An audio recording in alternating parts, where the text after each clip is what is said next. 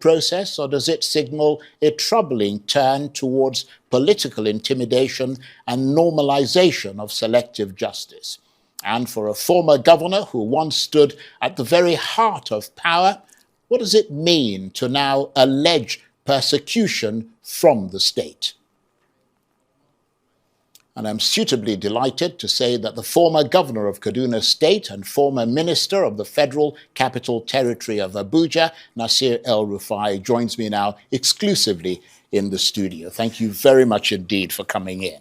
Thank you, Charles, for inviting me. And I know we're in February, but I ought to wish you a happy new year, because we haven't seen this year. Indeed, we haven't. Walk us through exactly what happened from the moment you landed in Abuja. Who approached you? What did they say? And at what point did you believe that due process had broken down? Well, I came out of the plane, and a young man that is well-dressed with a nice suit came to me and said, I am from the DSS, Department of State Security, and would like to meet with you in our office. I said, that's fine. Where is the letter of invitation? He said, my bosses have it. I will escort you to them. I said, I'm going through immigration. I have to do that. Just get me the letter. So he said, okay.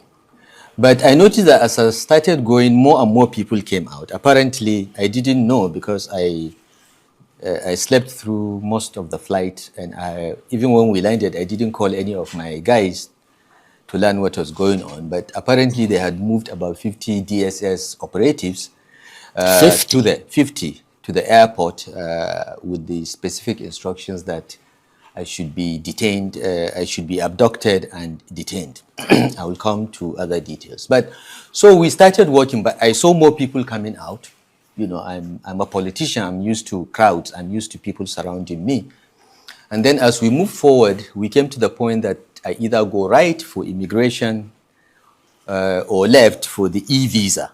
And the two officers came forward, one big fat one and another about my height, and said, we are from the DSS, sir, we are going this way.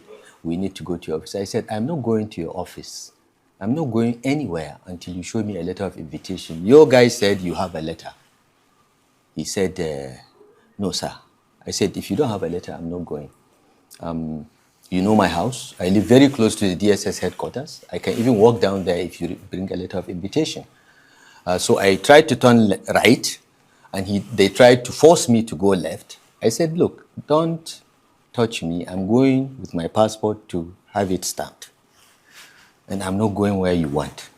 He said, you have to go to where I want. I said, even the president cannot tell me I have to do anything. It's a free country, it's a democratic country, and I don't have to do anything that I do not wish to do. So you are just a middle level or senior civil servant. The president cannot tell me what to do. Don't say I have to. It's inappropriate language. And I turned right. By then, of course, some of the passengers had come and began to form a crowd. So I turned right and I moved on, presented my passport, it got stamped. And remember, before you stamp the passport, a DSS operative has to look at it and then hand over to the immigration officer. This was done. If there was any issue that is really official, the DSS operative would have told me we've been asked to hold your passport. So they stamped, gave me my passport, and I walked out. But these guys were still following me, saying I have to go with them. I said, you are wasting your time. I'm not going. I'm a citizen of this country, and I've been in government long enough to know the process, the procedure for any investigation. You are free to invite me, and I have been in government long enough to respect institutions. So just give me a letter of invitation. If you don't have a letter of invitation, forget it. I'm not going. But he felt that he could take me by force with the 50 armed DSS operatives he had. But by then, the crowd had become bigger. Passengers from the plane that came with me, as well as the people that came to receive me, now surrounded and said, that's not going to happen. They came up with a second scam. Where is your passport? I said, it's just been stamped. You saw it stamped. Yes, and then one of the immigration officers that is their surrogate said, no, we want to check something on the passport. I said, sorry, Once the passport is stamped, it's my private property. And I held on to it. But one of my aides quickly took it away from me, maybe thinking that he would protect it better. That's the aide that got beaten up, and they seized the passport from him. They beat him up? They beat him up. If I had the passport with me, I would I would not be talking this. So this is essentially what happened. They are overpowered. They came with 50 people, but I think maybe 45 out of the 50 decided that this is not appropriate or this is not possible. Right. And I was actually quite touched, Charles, by the way people spontaneously, without any knowledge or any plan, decided that this must be resisted. And I think it portends a danger that the security agencies need to have a rethink.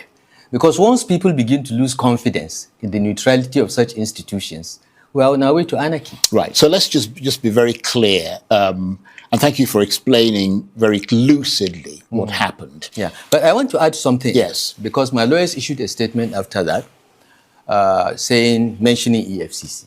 I want to say very clearly, it wasn't the EFCC. Okay? It was the DSS. Right. But the DSS were procured to abduct me by the ICPC that has never communicated with me ever, okay? The EFCC had written to me while I was away to say that I would like to have a chat with you over certain issues. And I replied, my lawyers replied that, well, I'm not in the country, I'm on my annual vacation. And once I know the date of return, I will let you know. And we have written to EFCC to say that, I will celebrate my birthday with you. My birthday is 16th February on Monday. I will celebrate my birthday. I will come and see you at 10 a.m. on the 16th. So it wasn't the EFCC. But my lawyer thought it was the EFCC, but it was not. Subsequently, we found out that it was the ICPC that procured the DSS to abduct me and then hand over to them. And this is a modus operandi of the ICPC that increasingly has become a personal tool of Nuhu Ribadu. Nuhu made the call and made the order that I must be in custody yesterday. How do you know he made the call? He made the call because we listened to their calls. The government thinks that they're the only ones that listen to calls, but we also have our ways. He made the call, he gave the order. And so you tapped his phone calls, did you? Someone tapped his phone and told me. Because that technically is illegal. I know, but the government does it all the time. They listen to our calls all the time without a court order. But someone tapped his phone and told us that he gave the order. So, but the EFCC, I think, has shown itself to be more professional in this particular instance. And on Monday, by the grace of God, I'll go and see them. Yesterday, around 5 p.m., the ICPC finally did the right thing, not the DSS that tried to abduct me, by bringing a letter to my house to say, we want to see you on Friday the 13th. My lawyer wrote back to say, guys, my client is not an idle person that has no program. He's just waiting for a letter from anyone. We've received your letter. We will, now that you've written an invitation, you've had the courage to write an invitation, we will honor the invitation. But on Monday, we are going to EFCC that has written before. So we'll go there. After the EFCC, we'll go to ICPC on Tuesday or Wednesday. I don't know what the lawyer has written, but this. So this is the current state of things as far as we know. Okay. Well, let me just make clear that the Office of the National Security Advisor has a right of reply, because that is how we operate journalistic fairness. Absolutely. So, because you've made an allegation against him saying that he essentially gave the order to come and pick you up. Yes. They have a right of reply if they so choose. Yes. But and yesterday they met the National Security Advisor, the Governor of Kaduna State, and the Chairman of ICPC met. And they have decided that I must be abducted today. Not arrested, but abducted. Yeah, abducted because, arrest, people use arrest. They don't know that arrest has a legal meaning. Arrest means a lawful activity, okay, with a warrant. The police have, under the Police Act, they have a clear, they can arrest you without a warrant. But every other agency must go to a judge and show cause, okay? So when you try to take a person without a valid order, it's not an arrest, it's an abduction. But critics might argue, and we could quibble over the law and the legality of it, but they might argue that once an investigative agency issues an invitation, timing is at its discretion, not yours. Why should the EFCC or the ICPC or whatever wait for your chosen date rather than compel attendance immediately? If they want to compel attendance, they need a court order to convince a judge why time is of the essence. There is no law in Nigeria that says once you're invited on a particular date, you must go that instance. You have your life, you have your plans, and some things cannot be postponed. You may have business transactions that you lose millions of dollars. They are not going to compensate you if you miss those meetings. So the law does not give them blank check to call you at their convenience. If it is not convenient, your lawyer would write and negotiate and say, look, he will come at this time. Right. Other critics might say that powerful politicians like you often frame investigations as persecution. Why should Nigerians see this as a constitutional issue and not simply due process catching up with you? Look, Charles, I have been in public service from 1999 to 2007.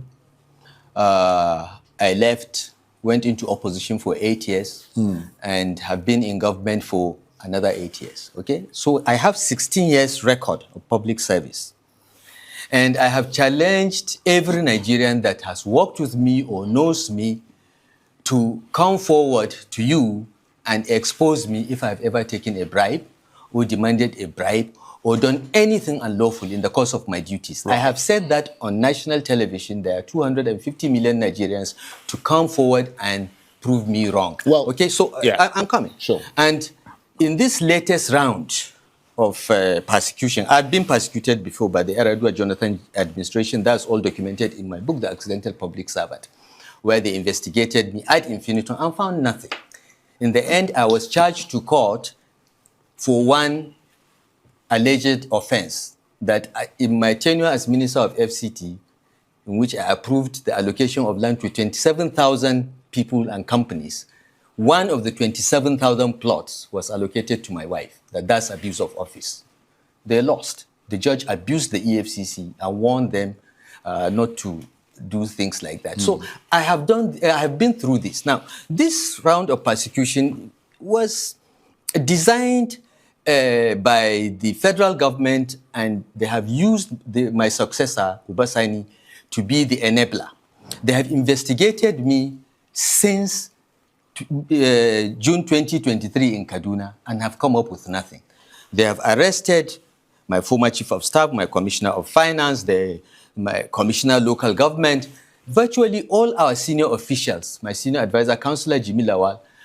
They have been interrogated. They have tried to pin things on them. They have charged them to court. Most of the charges are frivolous, and I'm quite confident they will lose. They will all be discharged and acquitted. They have not found anything. Well, in fact, right. Charles, they have got so desperate now, they have stopped going after those that have worked with me in Kaduna. They now randomly go after businessmen, private sector people that are suspected to be my friends. One of them has been in ICPC detention for 73 days today. Even though he has got an order from a court for him to be granted bail, they said they are not going to grant bail. Why? They are under orders. So this young man, Ahmad Sule of TMDK, has been in ICPC detention for 73 days without bail. They have procured a judge in Kaduna, by the way, whom I have submitted a petition to the NJC for his misconduct. They have used that judge not to grant him bail, to say, I will do accelerated hearing. And he will not accelerate the hearing. They want to keep him until after the elections because they suspect that he is the one that is funding the activities of the ADC. They have looked at his accounts for the past 3-4 years. They have found nothing. They have found absolutely nothing, but he's still in detention. Right. The person that took the story to them is a gentleman called Rahmania. I'm sure you've heard of the name. He went and said that this man's business is mine, that he was my fraud, even though I didn't know the guy until 2018 when he came to Kaduna to build something. So this administration has become desperate. They are determined to bring down everyone. They think that we are like them, that we were thieves in government. So they have done the investigation. They were sure they would find something. Till now, till tomorrow, they have found nothing. Can I just come in here? Because, I mean, there are obviously an investigation is ongoing, and it could take a very long time. Yeah. And which is why, I mean, I'm not speaking for them, but arguably it is that they're moving it directly to you, which is why they're coming after you. That's fine. But without prejudice to any investigation, what exactly are the current allegations against you? And are you confident that every financial and administrative decision taken under your watch in Kaduna can withstand scrutiny? Absolutely. Absolutely. Charles, in civilized countries, you don't start investigation by abducting a person or even arresting a person and keeping him while you're investigating. It's violation of human rights. You do your investigation